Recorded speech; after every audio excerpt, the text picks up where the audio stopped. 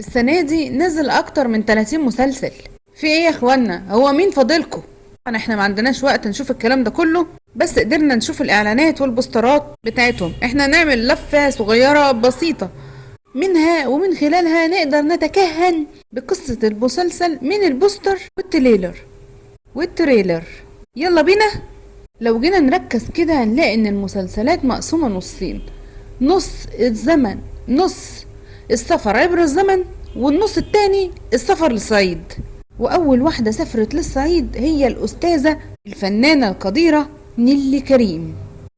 نيلي بقى المرة دي ما سافرتش لوحدها، لا، دي اخدت جوزها معاه.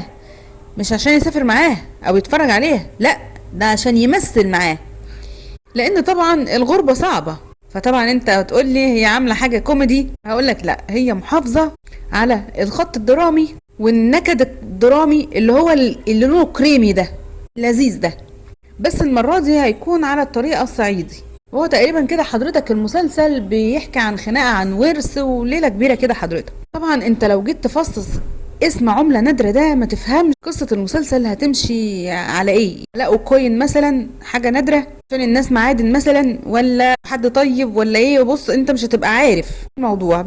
بس سيبك بقى من كل ده. اهم حاجة في الموضوع ان الفنان احمد عيد رجع. ده طبعا الناس بتحبه وكلنا بنحبه، وبالتوفيق بقى يا استاذ احمد. ولو بصيت بقى كده على يمينك هتلاقي مسلسل كده اسمه حضرة العمدة، وده بقى عاملاه الأستاذة روبي. مش محتاج، سهل. هي ورثة العمودية وبتحاول بقى تشوف هتتصرف ازاي علشان تحاول بقى تحافظ على شعرها وبشرتها. موضوع سهل بقى، ما تعقدوش الأمور. واستكمالا لموضوع العمودية في جعفر العمدة، حضرتك في حضرة العمدة وفي جعفر العمدة. مش عايزاك بقى تتلخبط، واحد تشوفه على السحور وواحد ان شاء الله تشوفه على الفطار. الاستاذ محمد رمضان بقى حب يفاجئنا بقى، عشان السنة اللي فاتت في ناس راحت معاه مشوار ما رجعوش، هم راحوا وما رجعوش لحد النهارده. والسنة دي الاستاذ محمد رمضان قرر انه يعمل لنا ميكس لذيذ كده ما بين البرنس وابن حلال وموسى والاسطورة، عشان يطلع لنا مسلسل ابن حلال باذن الله كمل بيه الشهر على خير. وبما ان الاستاذ محمد رمضان حب لعبة الاستغماية فلعبها لنا السنة اللي فاتت واحنا لسه محبوسين هناك، هو السنة دي بقى قرر ان هو يدور على ابنه، وباذن الله بقى ربنا يوفقه ويلاقيه، ونتمنى له باذن الله ان هو يلاقيه قبل العيد الكبير. ولو جيت تبص بقى على بوستر الاستاذ محمد رمضان هي عامل بقى شكل واحد كبير. حضرتك هتلاقي بقى في شنب وفي شعر واستشوار، وتبص الدنيا حلوة يعني ان شاء الله. بالتوفيق باذن الله.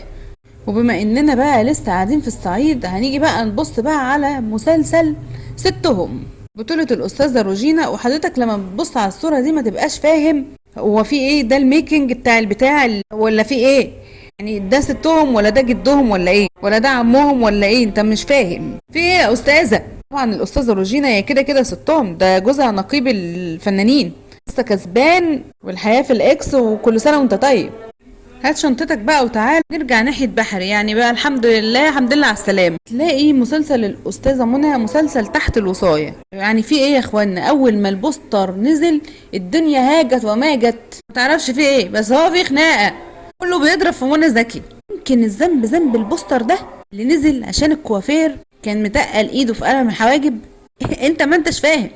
يمكن هي لو ما كانتش نزلت الصورة دي ونزلت الصورة دي كانش حصل حاجة وكان الموضوع عدى على خير. احنا عايزين نعرف مين صاحب الغلطة دي، مين اللي سوحها. المفروض بقى ان اللي انا فهمته ان مسلسل تحت الوصاية بيتكلم عن واحدة جوزها توفى وعندها مشاكل فاضطرت تشتغل مهنة صعبة، كان عندها مشاكل مع المجلس الحسبي وموضوع تقيل قوي. المفروض ده غالبا اللي انا حاسه ان المفروض ان الورق بتاعه كان المفروض يروح للأستاذة نيلي كريم، بس هو راح للأستاذة منى زكي بالغلط. او يمكن بقى هو اتبعت لنيلي كريم فقالت لهم لا ده فيلم مش حلو انا لسه متجوزه، موتوا الراجل ليه؟ وبعدين هو جاي معايا المسلسل اساسا يعني، فلقيت ان الموضوع مش حلو. نيجي بقى للباشا الاستاذ عمرو سعد، بس ان هو قاعد على طول قاعد جاهز باللبس ده، اللي هو اللبس جاهز، نفس الميك اب، نفس التيشيرتات القط والقميص المفتوح، هو كل حاجه يعني. او بص هو بيغير اللوكيشن بس مش اكتر. ايام 2021 المسلسل اسمه ملوك الجدعنه والاستاذ مصطفى شعبان. بعدين بقى السنه اللي فاتت مسلسل توبه، والسنه دي بقى عامل لنا مسلسل اسمه الاجهر. تيجي تبص على اسمه تقول يعني ايه اجهر؟ يعني ايه صوته عالي يعني ولا في ايه؟ بس ده طبعا ما يمنعش ان احنا نحيي حضرتك عشان حضرتك لسه محافظ على الفورمه لمده 3 سنين. لما تيجي بقى تبص على التليرر بتاع المسلسل اللي هو هتلاقيه بقى غالبا رايح ستور الماظ، غالبا الماظ، رواندا، اوغندا، كينيا، نيجيريا، يعني هو في حاجه في افريقيا بس احنا مش عارفين دي ايه. بقى باشا مصر عامل لنا السنه دي الاستاذ امير كرارة في سوق الكانتو. هو عامل مفاجاه، لكن ما تقلقش لكل اللي ما اتفرجش على مسلسل بيكي بلايندرز زي حالاتي كده، ما تقلقش، باشا مصر استاذ امير كرارة هيظهر المسلسل ده لابس شويه بدل اجدع من بتوع تومي شيلما. مين تومي شيلما ده؟ يعني هو سوق الكانتو ده احداثه بتدور اثناء الاحتلال، وقصه بقى واحد شاي بقى وايه شبحانه بقى وكده، في جو بقى ايه، جو سسبنس. ومعايا الفنانه مي عز الدين، تلاقيها معاه كده في المسلسل كده، بس انا مش عارفه ايه بالظبط اللي هيحصل، وربنا يستر يعني، ربنا يستر. بعد كده هنشوف الوحش احمد العوضي في مسلسل ضرب نار مع وحش الكون اللي مسماها السنه دي مهره. هو كل سنه كده يطلعوا لنا يعني اسم للجميله ياسمين عبد العزيز، في شقاوه كده. هنشوف بقى الاستاذ احمد العوضي طالع في التليرر يضرب نار، والمسلسل اصلا اسمه ضرب نار. الدنيا سهله والراجل مسهله علينا وبسيطه اهي ومفيش فزلكه. اللي لفت نظري برضو المسلسل بتاع استاذ احمد العوضي، الصوره دي انا لقيتها اللي هو بقى ما تفهمش بقى ده نسر ولا صقر، بس اللي انا متاكده منه ان هي نتايه، لان هي بتاعت الفنان رامز امين كده. يا استاذ احمد العوضي تلاقي الراجل طالع ترند، كان الطير بتاعه تروح جايب الطير وما تجيبوش هو، فهاته هو يا راجل. المفاجأة بقى اللي انا منتظراها في المسلسل ده ان برضو ما شاء الله ما شاء الله يطلعوا برضو هما بيحبوا بعض، استاذ احمد العوضي ووحش الكون مهرة، زي ما شفناهم في المسلسل بتاع السنة اللي فاتت اللي هو ملوش كبير. احنا بقى مستنيينهم بقى يحبوا بعض وهنبقى سعداء، وبرضو هنشتري الموضوع وهنحبه هنتابعه. اما بقى الفنانة الجميلة يسرا هنشوفها السنة دي في مسلسل اسمه حمد لله على السلامة. لا معلش، المسلسل اتغير اسمه بقى ألف الحمد لله على السلامة. عارف يعني ايه ألف حمد لله على السلامة؟ يعني احنا جايين من مشوار بعيد وهي كمان جاية من مشوار بعيد، بس هنشوف ان شاء الله. اما بقى الفنانة الجميلة غادة عبد الرازق عاملة السنة دي مسلسل اسمه تلت التلاتة، تلت التلاتة واحد عشان عايزين لخبطة. هنا الأستاذة غادة طالعة ب3 شخصيات، انت ما تفهمش بقى، بص برضو على البوستر مش هتفهم يعني هل هم 3 توائم ولا هما شخصية حقيقية في شخصيتين في خيال المؤلف. انت ما انتش مش عارف، بتلخبطونا ليه؟ تلعبوا السهلة. بس انا عندي سؤال لصناع المسلسل، معلش اعذروني، بس هو دلوقتي ممثل لما بيجي يطلع ب3 شخصيات يتقاضى اجره 3 مرات؟ يعني الموضوع ده مجزي ولا احنا بنهلك على الفاضي، وبكده يكون معناه ان هي مش هتمثل لسنتين قدام؟ لسه عامله 3 شخصيات، عايزين ايه؟ ليه طمع؟ المسلسل بقى اللي بعد كده اسمه سره الباتع. حضرتك لو جيت تركز كده هتلاقي ان المسلسل بطولة الاستاذ احمد فهمي وحسين فهمي واحمد السعداني واحمد وجيه محمود قبيل وصلاح عبد الله وخالد الصاوي ونجلاء فتحي. وفاضيين بقى ولا ايه؟ يعني نكمل عادي ولا ايه؟ انا متخيله حاجه في المسلسل ده، ان لو المسلسل ده 30 حلقه في ناس منهم هتطلع تقول باي باي، مش هتشوفوا مره واحده باي باي وكمان خلاص مش هتلاقيه.